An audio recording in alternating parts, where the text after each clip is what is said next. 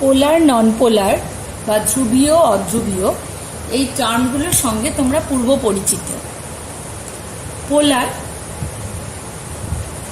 যদি বলি আমি, HF হাইড্রোজেন ফ্লোরাইড একটি পোলার মলিকিউল বা ধ্রুবীয় অণু, হাইড্রোজেন একটি নন পোলার বা অধ্রুবীয় অণু। বলতে কি বোঝে? পোল মানে হচ্ছে মেরু, অর্থাৎ চুম্বকের যেমন দুই মেরু থাকে, কিংবা কোনো ব্যাটারির দুটো মেরু, ধনাত্মক ঋণাত্মক বিপরীত মেরু থাকে। তো এক্ষেত্রে একটা অণুতে কিভাবে মেরু সৃষ্টি হতে পারে? যদি তড়িৎ ঋণাত্মকতার পার্থক্য থাকে, যে পরমাণুগুলো নিয়ে সেই অণুটি গঠিত হয়েছে সেই পরমাণুগুলোর মধ্যে যদি তড়িৎ ঋণাত্মকতার পার্থক্য থাকে, তাহলে তারা সমযোজী বন্ধনে আবদ্ধ হলে বন্ধনের ইলেকট্রন জোড়কে, যে পরমাণুটি অধিক তড়িৎ ঋণাত্মক, যেমন HF এর মধ্যে ফ্লুরিন, তার দিকে সেই বন্ধনের ইলেকট্রন জোড় সরে যায় বা তার সরণ ঘটে। তখন সেই তড়িৎ ঋণাত্মক মৌলটির উপর আংশিক ঋণাত্মক আধান সৃষ্টি হয় এবং অপর মৌলটির উপর ধনাত্মক আধান সৃষ্টি হয়। অর্থাৎ এই আধানের পৃথকীকরণ হয় এবং তার মধ্যে একটা আয়নিক ক্যারেক্টার তৈরি হয়। কারণ আয়নীয় যৌগগুলো কি ক্যাটায়ন আর অ্যানায়নে বন্ধনে স্থিরতারিতিক আকর্ষণ বলে আবদ্ধ হয়ে তৈরি হয়। তো ঠিক সেই রকমই যৌগটা সমযোজী, কিন্তু তার মধ্যে এই ধরনের আধানের পৃথকীকরণ হওয়ার জন্য আয়নীয় ধর্ম সৃষ্টি হয়। তখন সেই অণুটিকে ধ্রুবীয় অণু বা পোলার অণু বলা হয়। সাধারণভাবে একই মৌল দ্বারা গঠিত, একই মৌলের পরমাণু দ্বারা গঠিত যে অণুগুলি, যেমন H2Cl2O2 যাই হোক, তারা যেহেতু একই মৌলের পরমাণু নিয়ে গঠিত, কাজেই তড়িৎ ঋণাত্মকতার পার্থক্য থাকার কোনো প্রশ্নই উঠছে না এবং সেই অণুগুলি নন পোলার বা অধ্রুবীয় হয়। এখন শুধুই কি তড়িৎ ঋণাত্মকতার পার্থক্য থাকলেই সেটা পোলার হবে নাকি হবে না, আরো এক্সাম্পলস দেখে আমরা সেটা বুঝবো।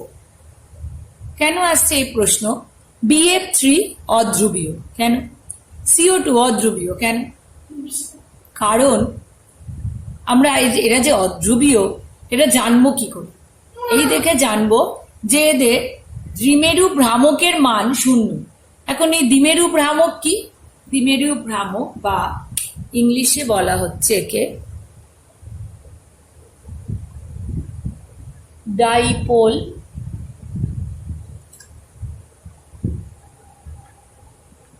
মোমেন্ট। ডাইপোল মোমেন্ট, দ্বিমেরু ভ্রামক বা ডাইপোল মোমেন্ট। একে কিভাবে মেজার করা হয় বা প্রকাশ করা হয়? Mu equals to E into D. E হলো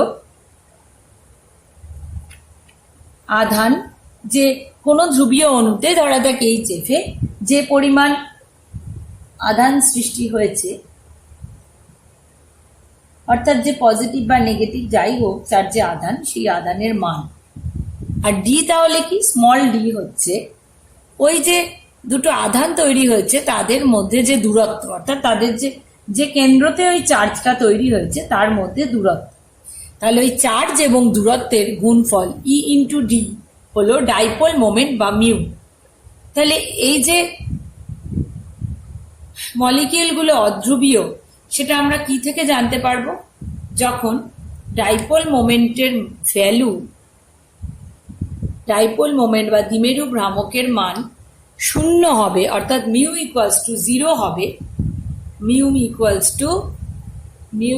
টু যদি 0 হয় তাহলে বোঝা যাবে সেই অণুটি পোলার নয়, নন পোলার বা অধ্রুবীয়। মিউ ইকুয়ালস টু 0 হলে নন পোলার, আর মিউ নট ইকুয়ালস টু 0 তার মানে সেটি পোলার। তাহলে BF3CO2 এরা যে অধ্রুবীয় কি থেকে জানতে পারবো?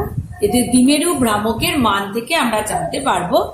এদের দ্বিমেরু ভ্রামকের মান 0, তাই বলতে পারবো সেই থেকে যে এই অণুগুলি অধ্রুবীয়। তাহলে এই দ্বিমেরু ভ্রামক বা ডাইপোল মোমেন্টের একক কি?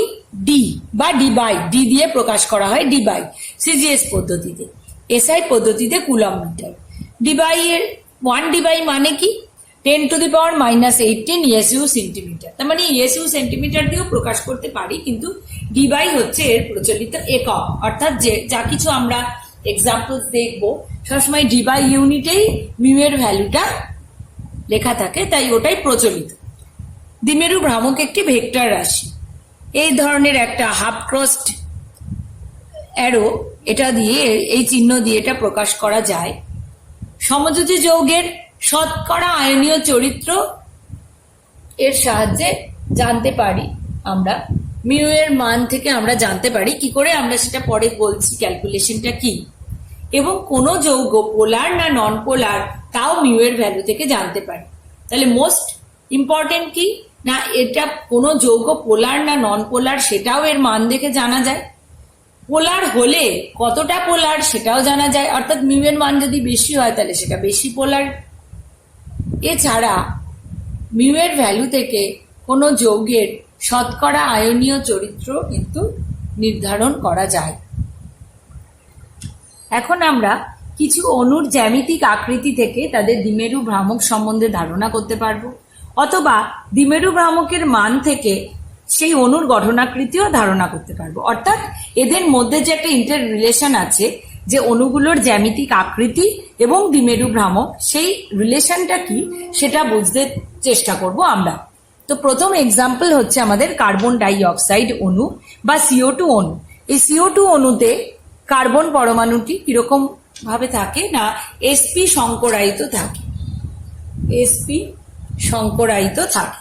sp সংকরায়িত থাকলে আমরা জানি অণুর আকৃতি কিরকম হয়, সরল রৈখিক। CO2 অণুতে অক্সিজেন C এবং O এরা একই সরলরেখায় থাকে এবং OCO এই বন্ড অ্যাঙ্গেল 180 ডিগ্রি হয়। এখন দেখো এই দ্বিমেরু ভ্রামকের চিহ্ন দেওয়া রয়েছে নীল কালি দিয়ে, দেখো C থেকে O এর দিকে রয়েছে। তো এই চিহ্নটা কিভাবে আঁকা হয়, যেদিকে বেশি তড়িৎ ঋণাত্মক মৌলটি থাকে তীর চিহ্নটা সেই দিকে মুখ করেই থাকে, অর্থাৎ কম তড়িৎ ঋণাত্মক মৌল থেকে অধিক তড়িৎ ঋণাত্মক মৌলের দিকে তীর চিহ্নটা বিন্যস্ত থাকে। তো এক্ষেত্রে যেহেতু CO দুটো আলাদা আলাদা বন্ধনকে আমরা যদি কনসিডার করি, তাহলে প্রত্যেক ক্ষেত্রে এই যে CO আঁকা রয়েছে এদেরকে বলা হয় বন্ড মোমেন্ট বা বন্ধন ভ্রামক। তো প্রত্যেকটা বন্ধন ভ্রামক কিরকম হয়, সমান এবং বিপরীতমুখী হয়। তো যেহেতু সমান এবং বিপরীতমুখী হয় এবং এটা একটি ভেক্টর কোয়ান্টিটি, তাহলে তাদের রেজাল্ট্যান্ট বা লব্ধির মান কি হবে, 0। সেই কারণে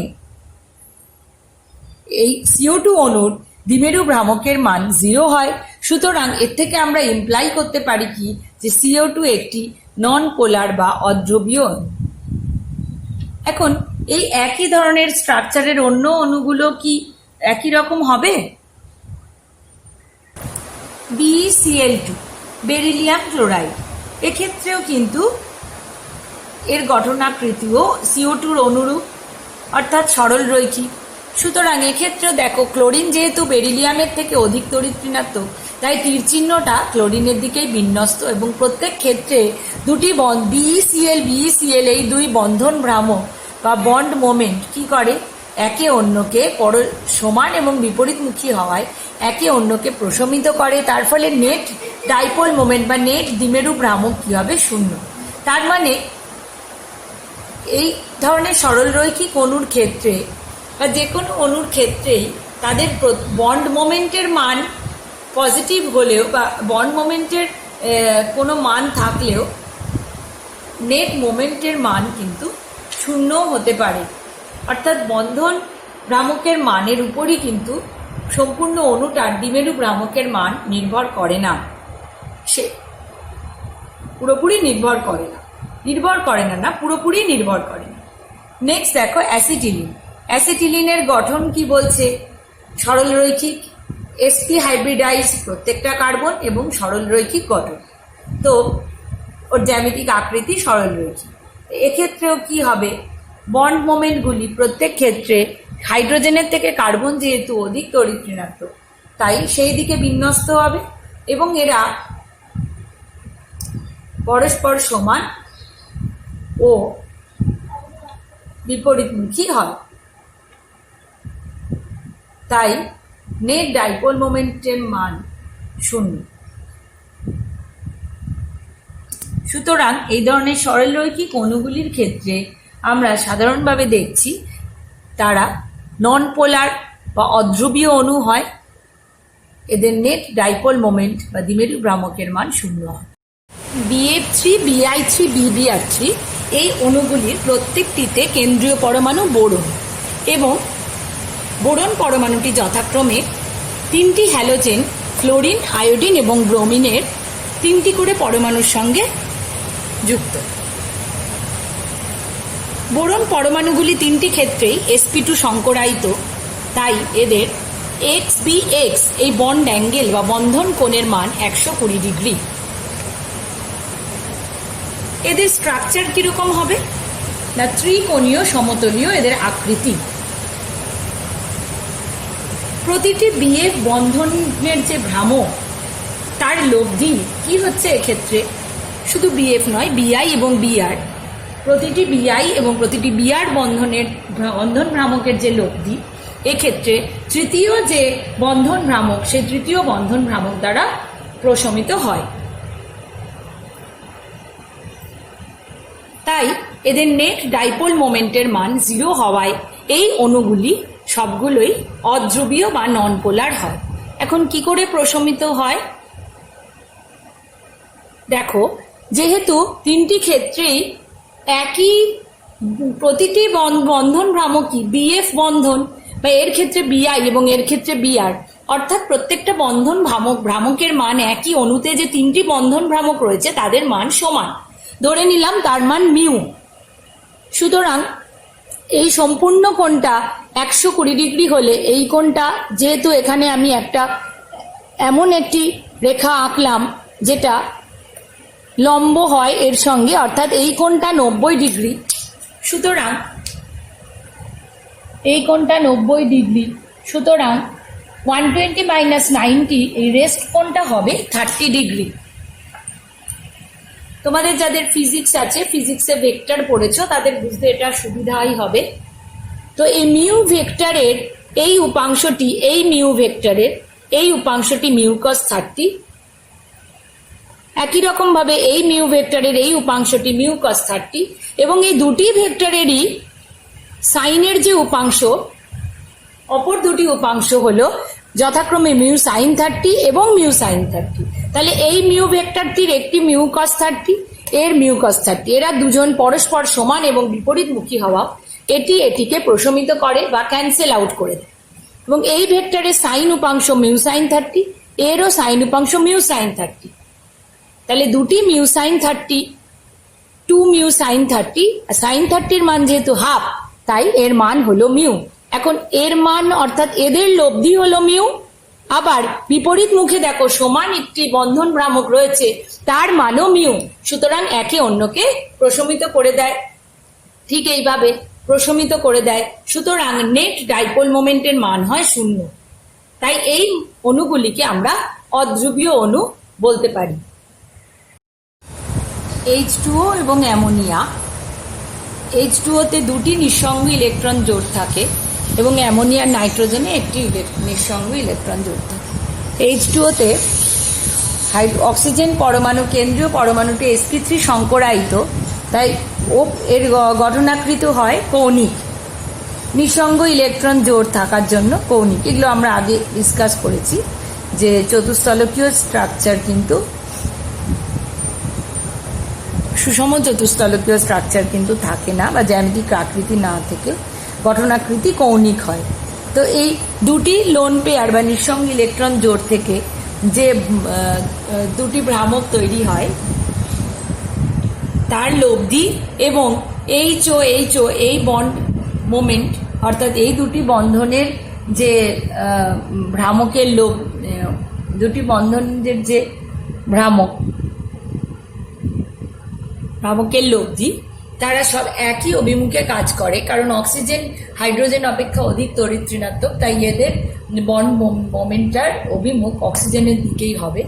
তো যেহেতু এই দুটি বন্ড মোমেন্টের লব্ধি বা রেজাল্ট্যান্ট এবং দুটি লোন পেয়ারের রেজাল্ট্যান্ট একই দিকে কাজ করে, তাই এর দ্বিমেরু ভ্রামকের মান 1.84 ডিবাই হয়, অর্থাৎ উচ্চমানের হয়।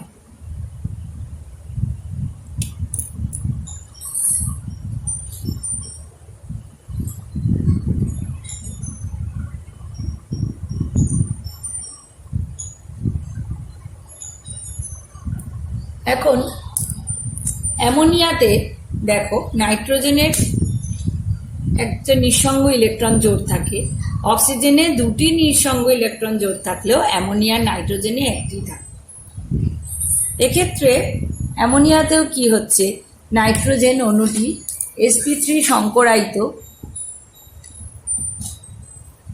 কিন্তু এক্ষেত্রে লোন পেয়ার থাকার জন্য এর স্ট্রাকচার ত্রিকোণীয় পিরামিডীয় হয়। তো নাইট্রোজেন অধিক তড়িৎ ঋণাত্মক এবং প্রত্যেকটি এনএইচ বন্ড মোমেন্টের অভিমুখ নাইট্রোজেনের দিকেই হয়, নাইট্রোজেনের দিকেই নির্দেশিত থাকে। তো এক্ষেত্রে তিনটি এনএইচ বন্ড মোমেন্টের লব্ধি এবং একটি নিঃসঙ্গ ইলেকট্রন জোড়ের যে ভ্রামক, যে মোমেন্ট, সেগুলো একই দিকে কাজ করে। তার ফলে এই দুই প্রকার ভ্রামক একসাথে যুক্ত হয়ে উচ্চ মান বিশিষ্ট লব্ধি দ্বিমেরু ভ্রামকের সৃষ্টি হয় এবং এর মান হয় 1.49 ডিবাই। অর্থাৎ এই দুটি কিন্তু পোলার মলিকিউল, H2O এবং NH3 এরা হলো পোলার মলিকিউল। অ্যামোনিয়া এবং NF3-র মধ্যে অ্যামোনিয়ার মিউ বা ডাইপোল মোমেন্টের মান বেশি রাদার দ্যান NF3। যদিও শুনলে মনে হয় যে ফ্লোরিন তো সর্বাধিক ইলেকট্রোনেগেটিভ, তো যেহেতু পোল সৃষ্টি হওয়া বা মেরু সৃষ্টি হওয়াই তড়িৎ ঋণাত্মকতাই তার একটা তড়িৎ ঋণাত্মকতার ফলেই হচ্ছে প্রায়, তো মনে করা যায় যেন NF3-র ক্ষেত্রে ডাইপোল মোমেন্ট বা দ্বিমেরু ভ্রামকের মান বেশি হবে, কিন্তু প্রকৃতপক্ষে তা হয় না। কেন হয় না? কারণ হচ্ছে NF3-র ক্ষেত্রে প্রত্যেকটা বন্ড মোমেন্ট ফ্লোরিনের দিকে নির্দেশিত থাকে, কারণ ফ্লোরিন এক্ষেত্রে নাইট্রোজেন অপেক্ষা অধিক তড়িৎ ঋণাত্মক মৌল, তাই এদের ক্ষেত্রে লোন পেয়ারের যে অভিমুখ, বন্ড মোমেন্টের অভিমুখ এবং প্রত্যেকটা NF বন্ড মোমেন্টের অভিমুখের লব্ধি, এরা পরস্পরের সঙ্গে বিপরীত মুখে থাকে। সেই জন্য এদের ক্ষেত্রে বিপরীত মুখে থাকার জন্য এদের ক্ষেত্রে ডাইপোল মোমেন্টের মান তুলনামূলক কম হয়, তাই অ্যামোনিয়াতে 1.47 ডিবাই হলেও NF3-তে 0.24 ডিবাই। নেক্সট দেখো, SiF4 CH4 CCl4, এদের মিউ এর মান 0 হয়। কেন হয় না? এই অণুগুলোর যে গঠনাকৃতি, এরা প্রত্যেকে এক্ষেত্রে কেন্দ্রীয় পরমাণুগুলি sp3 সংকরায়িত এবং এখানে কোনো এদের লোন পেয়ার না থাকায়, আমরা আগেই পড়েছি যদি লোন পেয়ার না থাকে তাহলে সংকরায়ন যে জিওমেট্রিক আকৃতি বলে বা জ্যামিতিক আকৃতি বলে, যে স্ট্রাকচার বলে, সেই ধরনের স্ট্রাকচারই সেই অণুগুলি পায়। সেম এখানে তাই CH4 CCl4 এদের প্রত্যেকের ক্ষেত্রে এরা সুষম চতুস্তলকীয় স্ট্রাকচার বা জ্যামিতিক আকৃতি ধারণ করে। এক্ষেত্রে CH4-এ প্রত্যেকটা বন্ড মোমেন্ট কার্বনের দিকে নির্দেশিত থাকে, CCl4-এ প্রত্যেকটা বন্ড মোমেন্ট ক্লোরিনের দিকে নির্দেশিত থাকে। তো এদের ক্ষেত্রে কি হচ্ছে, প্রত্যেকটা বন্ড মোমেন্ট কিন্তু ভ্যালু রয়েছে greater than mu greater than 0, কিন্তু টোটালিটিতে অণুগুলোর বন্ড মোমেন্ট ডাইপোল মোমেন্ট 0 হচ্ছে। তার কারণ হচ্ছে দুটি, সাপোজ CCl4-ই ধরলাম, তিনটে CCl যে বন্ড, এই তিনটে CCl বন্ডের যে লব্ধি, সেই লব্ধি বন্ড মোমেন্টের যে লব্ধি, তার মান এই CCl বন্ড মোমেন্টের যে ভ্যালু, সে বা এই বন্ড মোমেন্ট যে তার লব্ধিকে, তার মানকে প্রশমিত করে, তার ফলে টোটালে দ্বিমেরু ভ্রামকের মান 0 হয়ে যায়। অর্থাৎ এই তিনটি সিসিএল বন্ড মোমেন্টের লব্ধি এবং এই সিসিএল বন্ড মোমেন্ট এরা প্রত্যেকে একে অন্যকে প্রশমিত করে এবং ফাইনালি ডাইপোল মোমেন্টের মান হয়ে যায় 0। এখন এইচএফ আর এইচসিএল এর মধ্যে মিউ এর মান বলছে এইচএফ 1.92 ডিবাই, এইচসিএল 1.03 ডিবাই। তাহলে দেখা যাচ্ছে মিউ এর মান এইচএফ এর ক্ষেত্রে এইচসিএল অপেক্ষা বেশি, সুতরাং এর থেকে বলা যায় এইচএফ এইচসিএল অপেক্ষা অধিক পোলার, অর্থাৎ ডাইপোল মোমেন্টের মান বেশি হওয়া মানে পোলারিটি বেশি। সিস ট্রান্স আইসোমার, অর্গানিক যৌগগুলিতে এই ধরনের আইসোমার বা সমাবয়ব দেখা যায়। সমাবয়ব শব্দটার সঙ্গে তোমরা ক্লাস 10-এ পরিচিত, একই আণবিক সংকেত কিন্তু তাদের গঠন আলাদা হয়, অর্থাৎ বিভিন্ন রকম সমবায়বতাই আমরা পড়েছি, প্রধানত গঠনমূলক সমবায়বতায় ডিটেলসে ক্লাস 10-এ পড়েছি।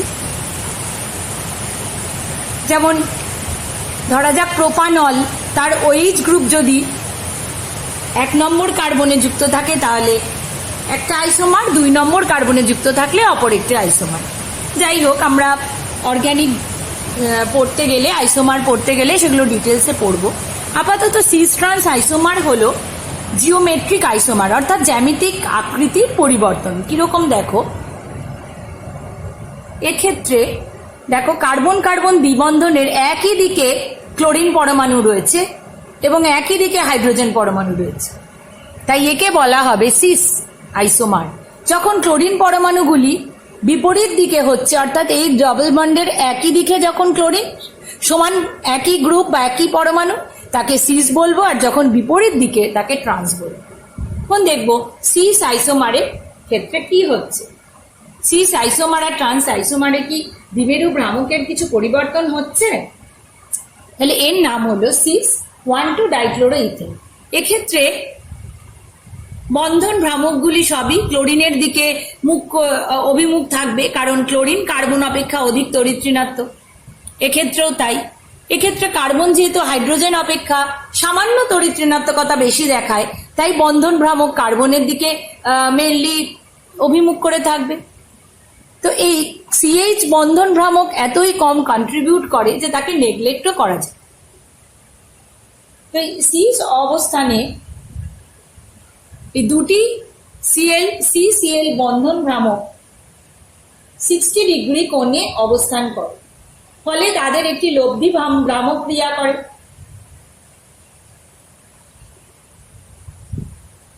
এই লব্ধি ভ্রামক দেখো এইভাবে দেখানো হয়েছে, μ1। এদের কন্ট্রিবিউশন কম, এদের নেগলেক্টই করা যায়। কিন্তু ট্রান্স আইসোমারের ক্ষেত্রে দেখো এই সিসিএল বন্ধন ভ্রামক যেদিকে ক্রিয়া করছে, এই সিসিএল বন্ধন ভ্রামক যেদিকে ক্রিয়া করছে পরস্পর বিপরীতমুখী হয়, তাই একে অন্যকে প্রশমিত করে। সুতরাং ট্রান্স আইসোমারের ক্ষেত্রে নেট মিউ হচ্ছে 0। তাহলে ট্রান্স আইসোমারটা কিন্তু নন পোলার। তাহলে একই অণুর মধ্যে আইসোমারের উপস্থিতির জন্য তারও কিন্তু আবার পোলারিটি চেঞ্জ হচ্ছে। এখন দেখো সব সময় যে সিস ট্রান্সের এইরকমই ভ্যালু হবে তা নয়। এক্ষেত্রে দেখো কার্বন কার্বন দ্বিবন্ধনের একদিকে মিথাইল, অপর দিকে ক্লোরিন, হাইড্রোজেন বাকি দুটি দিকে বিন্যস্ত। অর্থাৎ এক্ষেত্রে যেহেতু হাইড্রোজেন পরমাণু দ্বিবন্ধনের বিপরীত দিকে, তাই একে ট্রান্স আইসোমার বলবো, এবং এক্ষেত্রে একই দিকে তাই একে সিস আইসোমার বলবো।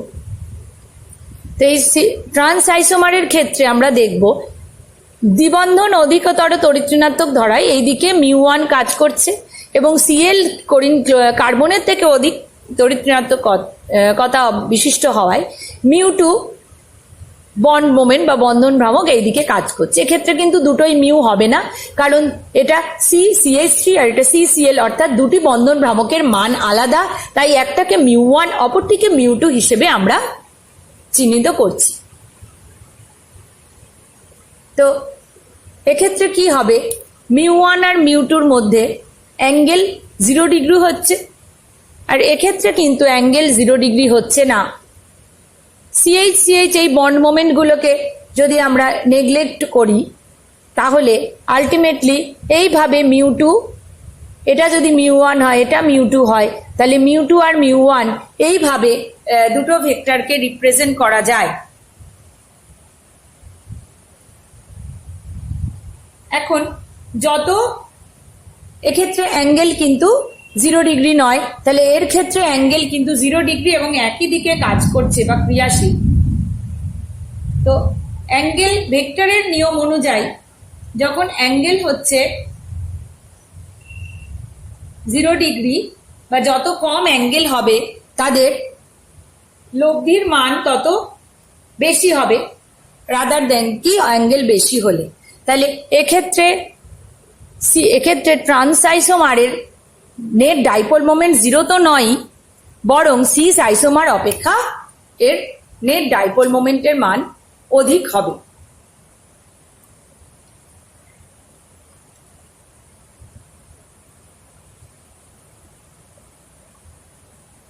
বেনজিনের রিংয়ে বিভিন্ন রকম অবস্থান, সেক্ষেত্রেও কিন্তু সমবয়বতা দেখা যায়। অর্থাৎ ক্লোরোবেনজিন, মেন অণুটা ক্লোরোবেনজিন, তার এই পজিশনকে আমরা অর্থ বলি, একে মেটা এবং প্যারা। তাহলে দ্বিতীয় প্রতিস্থাপক ক্লোরিনগুলো যদি অর্থ পজিশনে বসে তাহলে অর্থ ক্লোরোবেনজিন, একে বলা হবে মেটা ক্লোরোবেনজিন, একে বলা হবে প্যারা ক্লোরোবেনজিন। তো যখন অর্থ পজিশনে থাকে তখন দুটি সিসিএল বন্ড মোমেন্টের মধ্যে অ্যাঙ্গেল হচ্ছে 60 ডিগ্রি।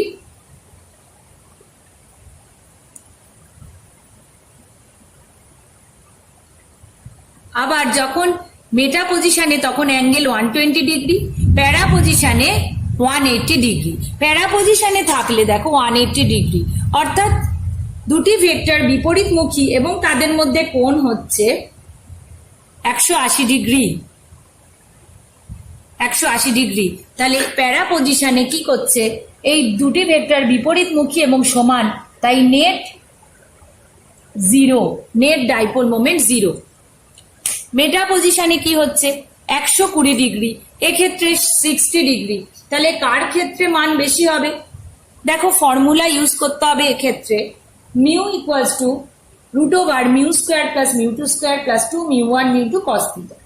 অর্থাৎ এক্ষেত্রে cos θ র মান যখন 60 ডিগ্রি হবে তখন এর ভ্যালু হবে 2.3D, আর যখন 120 ডিগ্রি হবে তখন নেট মিউ এর ভ্যালু হবে 1.48D।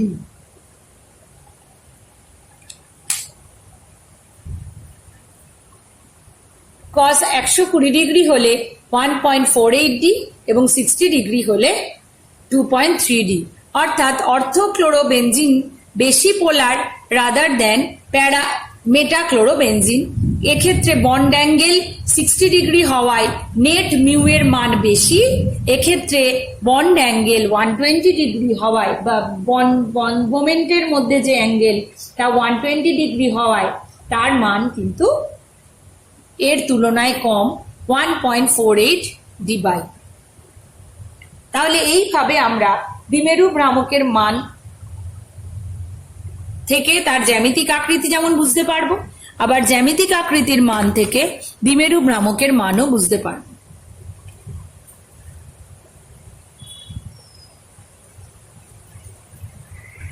আমরা বলেছিলাম ডাইপোল মোমেন্টের মান থেকে শতকরা আয়নীয় চরিত্র কিন্তু নির্ণয় করা যায়। কার না? একটা কোভ্যালেন্ট বন্ডে। আমরা দেখছি একটা কোভ্যালেন্ট বন্ড বা সমযোজী বন্ধন বিভিন্ন তড়িৎ ঋণাত্মকতার মৌল দ্বারা গঠিত হওয়ার জন্য সেক্ষেত্রে ডাইপোল সৃষ্টি হচ্ছে এবং সেখান থেকে dipole moment mu equals to E × D আমরা জানি এভাবে নির্ণয় করতে হয়।